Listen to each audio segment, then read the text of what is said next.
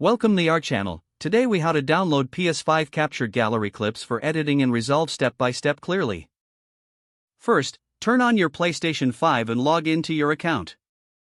Navigate to the game library and select the game for which you want to download clips.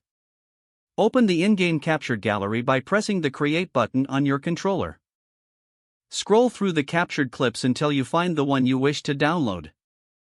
Highlight the clip and press the Options button on your controller.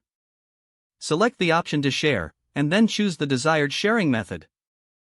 For sharing options, select the option to upload to a file sharing service, like OneDrive or Google Drive.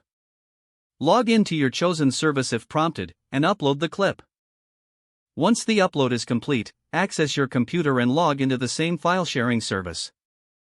Locate the uploaded clip and download it to your computer. Open DaVinci Resolve on your computer. Create a new project or open an existing project where you'd like to edit the clip. Import the downloaded clip into Resolve by dragging it into the media pool. Alternatively, use the Import button by navigating to File and selecting Import Media. Find the downloaded clip in your files and click Open.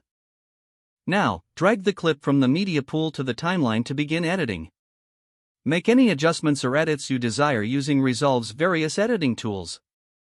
Once you're satisfied with your edits, go to the Deliver page to export your final video. Choose your desired export settings and click on Add to Render Queue. Finally, hit Render All to complete the export of your edited video.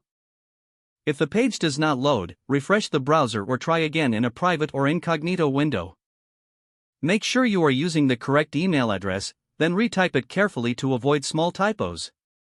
If your password is not accepted, use the Reset option and create a new strong password you can remember. Check your spam folder for verification or security emails, then complete any requested confirmation steps. Enable two-factor authentication if available to improve account security and reduce unauthorized access risk. After signing in, review your profile details so your contact information and settings are accurate and current.